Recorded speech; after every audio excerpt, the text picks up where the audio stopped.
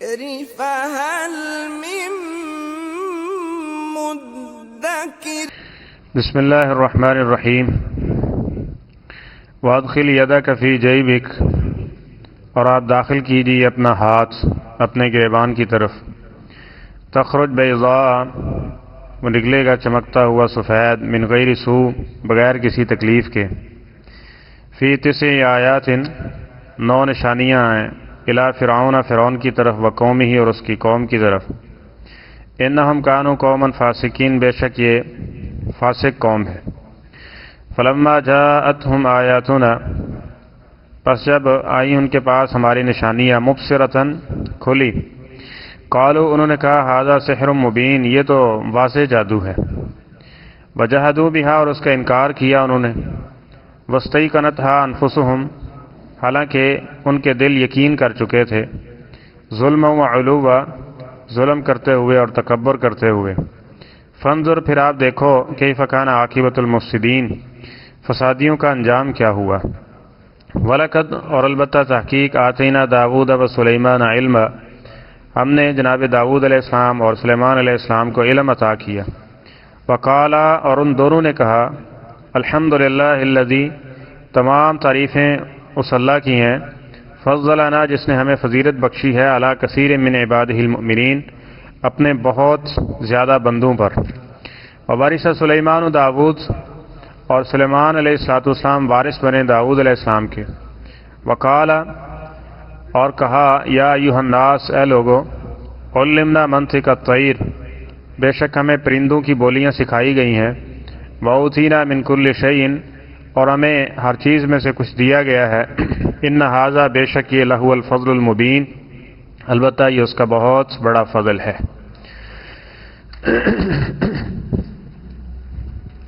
جناب موسیٰ علیہ السلام کو وہاں پہ طور، جہاں پہ نبوت ملی تھی، پہلی نشانی یعنی معجزے کے طور پہ لاٹھی کا سانپ بن جانا، اور دوسری نشانی کہ وہ اپنے ہاتھ کو گردن اور بغل اس کے قریب لے جاتے، اور پھر جب اس کو باہر نکالتے تو وہ بالکل سفید ہو کے چمک رہا ہوتا تھا۔ تورات میں اور اسی طرح انجیل میں تعریف کرتے ہوئے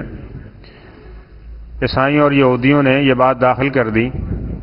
حالانکہ یہ ان کے پیغمبر تھے، کہ جو عیسیٰ علیہ السلام کا یہ ہاتھ تھا،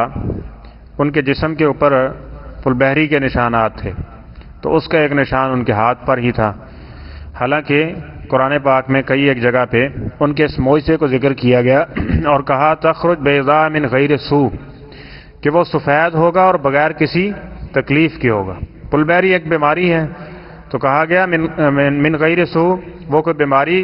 اور کسی تکلیف کی وجہ سے ایسا نہیں تھا، بلکہ یہ اللہ تعالیٰ کی طرف سے کیا تھا، ایک معجزہ تھا جو ان کو دیا گیا تھا۔ اور اسی طرح فی 9 آیات، 9 نشانیاں جو وقتاً فوقتاً فرعون کی طرف اللہ تعالیٰ نے جناب موسیٰ علیہ السلام کو عطا کی، کہ ان کو دکھائیے جب ان کے اوپر عذاب مسلط ہوا، مینڈکوں کا اور اسی طرح جوؤں کا، اس طرح دیگر خون کا عذاب ان کے اوپر، ٹڈیوں کا عذاب ان کے اوپر مسلط کر دیا گیا، اور ہر موقع پہ یہی کہتے تھے کہ آپ ہمارے لیے دعا کریں، اگر یہ عذاب ٹل جائے گا تو ہم آپ پر ایمان لے آئیں گے۔ لیکن جب وہ عذاب ٹل جاتا تو پھر دوبارہ وہی باتیں کرتے جس کا ذکر یہاں بھی آ رہا ہے۔ تو فرمایا کہ یہ 9 نشانیاں جب لے کے فرعون اور اس کی قوم کے پاس گیا، ان کو دکھا دی، انہم کانوا قوما فاسقین، یہ کیا تھے، فاسق قوم تھی، حد درجہ گناہ گار، یعنی گناہوں سے محبت کرنے والے، گناہوں کے پیچھے دوڑنے والے، گناہوں کو ڈھونڈ ڈھونڈ کے کرنے والے۔ فلما جاءتہم آیاتنا مبصرہ، پھر جب یہ عالم ہو جاتا ہے نا، آج بھی دیکھ لیں یہی چیز ہے، گناہ کو اپنی جو پسندیدہ چیزیں ہیں نا اس میں سے کم از کم نکال دیں، ہو جانا یہ ایک بشری تقاضوں سے، یہ کوئی بڑی بات نہیں ہے۔ اللہ تعالیٰ بھی ایسے لوگوں کے بارے میں کہتا ہے کہ جب یہ میری طرف رجوع کرتے ہیں تو میں رجوع سے ہی ان کے گناہوں کو معاف کر دیتا ہوں۔ لیکن جب گناہ کو پسند کر کے کیا جاتا ہے نا، گناہ کو اپنی محبوب چیزوں میں شامل کر لیا جاتا ہے، تو پھر انسان اس سے توبہ کی طرف نہیں آتا، اس کو چھوڑنے کی طرف نہیں آتا، اور یہی وہ چیز ہے جو انسان کو فاسق بنا دیتی ہے، یعنی گناہ کے اوپر اصرار کرنے والا، اور مومن ایسا نہیں ہوا کرتا۔ اور جب ایسی چیزیں آ جائیں تو اندازہ لگائیں فلما جاءتہم آیاتنا مبصرہ، اب یہ سامنے آنکھوں سے یہ ساری نشانیاں دیکھ چکے تھے، جناب موسیٰ علیہ السلام نے ان معجزات کے ذریعے ان کو سمجھایا بھی تھا، لیکن انہوں نے کیا کہا؟ ھذا سحر مبین۔ جس طرح وہ اپنے گناہوں کی پہلے طویلیں کرتے آئے ہیں، تو یہاں پہ جو ان کو بتائی گئی تھی بات، اس کی بھی تعویل کرتے ہوئے کیا کہتے ہیں کہ یہ تو کھلم کھلا جادو ہے، اور جادو چل رہا ہے، اب جادوگر کے پیچھے ہم لگ جائیں اور اس کی باتیں ماننا شروع کر دیں۔ وجحدوا بہا، انہوں نے کیا کیا؟ اس کا انکار کر دیا، ظلما و علوا،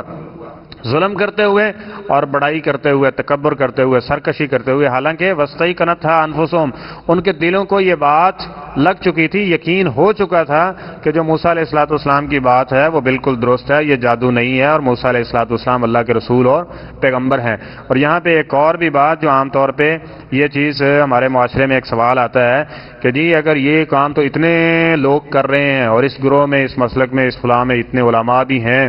اور بھائی یہ دیکھ لیں قرآن پاک میں بڑی بڑی مثالیں دی گئی ہیں کہ نبی کریم صلی اللہ علیہ وسلم اور انبیاء کو دیکھ لیں تقریباً کہ ان کے واقعات میں یہ ذکر کیا کہ ان کو علم ہو جاتا تھا کہ یہ اللہ کے رسول اور پیغمبر ہیں، لیکن بسا اوقات اللہ تعالیٰ ان کو ماننے کی توفیق نہیں دیتا تھا، ایمان لانے کی توفیق نہیں دیتا تھا، اور ان کی وجہ ان کی بغاوت، طغیان، ظلم، سرکشی ذکر کی گئی ہے، یعنی ان کے گناہوں کی بدولت بسا اوقات یہ ہوتا ہے کہ اللہ تعالیٰ نیکی کی توفیق چھین لیتا ہے۔ تو اسی طرح ان کے ساتھ ہوا کہ واستیقنتھا انفسہم، ان کے دلوں کو یقین تھا کہ موسیٰ علیہ السلام یہ جو دکھا رہے ہیں یہ جادو نہیں ہے، لیکن ظاہراً طویل کرتے ہوئے انہوں نے ظلم سے اور تکبر سے اس کا انکار کر دیا۔ تو پھر اللہ تعالیٰ فرماتے ہیں جو شخص ایسا کرتا ہے نا، فانظر کیف کان عاقبۃ المفسدین، پھر ایسے فسادیوں کا دیکھو انجام کیا ہوا۔ اور آگے اس صورت میں جو خاص واقعہ ذکر کیا جا رہا ہے، یعنی داؤد علیہ السلام اور سلیمان علیہ السلام، اس کا، یعنی نبی کریم صلی اللہ علیہ وسلم کے ساتھ مشرکین مکہ نے بھی یہی کیا تھا نا۔ آپ آقا علیہ السلام کے بارے میں جانتے تھے کہ آپ سچے ہیں، آپ نے کبھی جھوٹ نہیں بولا دنیاوی معاملات کے اندر بھی، تو اللہ تعالیٰ کے بارے میں کیسے جھوٹ بولیں گے؟ اور اس کو جس کو وحی الہی کہا جا رہا ہے، ایک بہت بڑی بات تھی، تو اس کی طرف کس طرح جھوٹ کی نسبت کریں گے؟ تو فرمایا جس طرح انہوں نے انکار کر دیا اسی طرح ان مکے والوں نے انکار کیا ہے، لیکن جس طرح ان کا انجام ہوا ان کو اس چیز سے ڈرنا چاہیے۔ اور آگے دوسرا واقعہ ذکر کیا جا رہا ہے وہ جناب داؤد علیہ السلام اور سلیمان علیہ السلام کا۔ فرمایا ہم نے داؤد اور سلیمان علیہ السلام کو علم عطا کیا، حالانکہ اور بھی بہت ساری چیزیں اللہ تعالیٰ نے عطا کی ہیں، لیکن جو خاص چیز جس کا ذکر کیا، یعنی جس کی قدر و قیمت اللہ تعالیٰ کے ہاں ہے، وہ کیا ہے؟ وہ علم ہے، علم نافع ہے۔ یہ بھی یاد رکھیں، ہر علم جو ہوتا ہے وہ انسان کو اللہ تعالیٰ کے قریب کرنے والا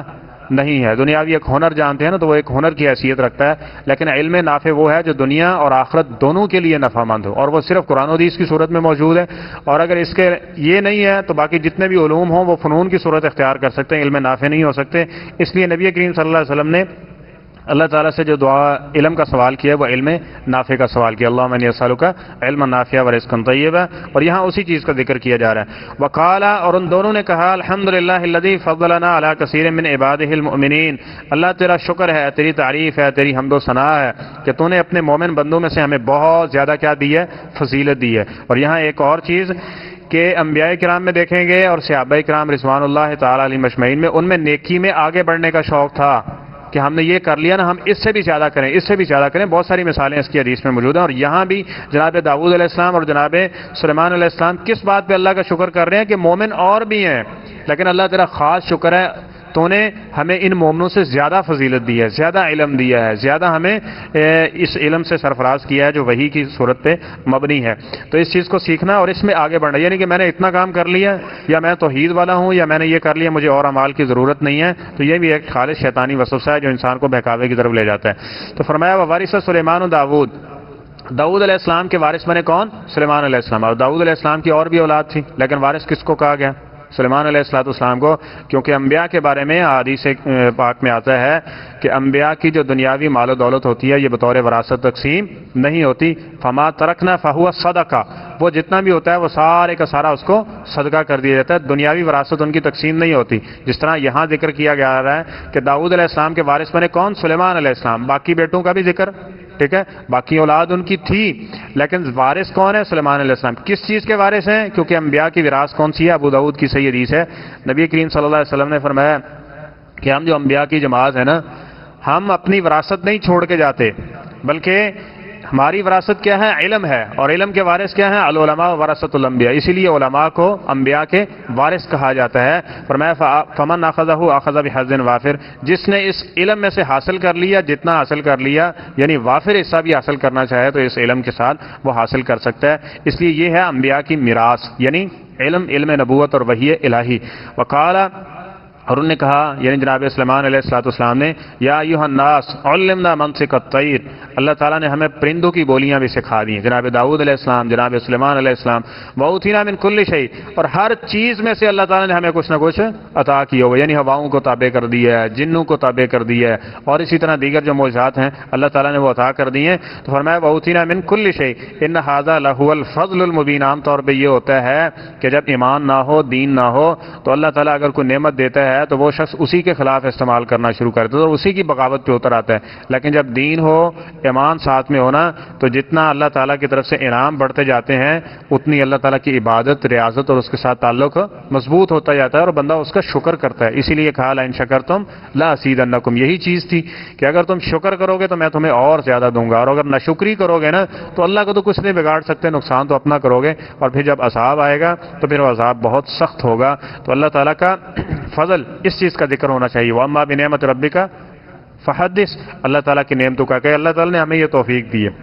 اللہ تیرے شکر، جنتی جنت میں جا کے بھی یہی کہیں گے الحمدللہ الذی ہدانا لہذا وما کنا لنہتدی لولا ان ہدانا اللہ، اللہ نے ہمیں یہ توفیق دی، ہم نے یہ کام کیا۔ نیکی کرنے کے بعد یہ دعا ہونی چاہیے جس طرح ابراہیم علیہ السلام نے بھی دعا کی تھی، اللہ تیرے حکم سے تعمیر کر دی ہے، اب اس کو قبول فرما دے، ٹھیک ہے۔ اسی طرح نیکی کی تو بجائے ریا کے، تکبر کے، یا اس کو اور کسی مقاصد میں استعمال کرنے کے، اللہ تعالیٰ سے یہ التجا ہو کہ اللہ تیری توفیق سے ہی یہ نیکی کی ہے، مجھے اسی طرح نیکی کرتے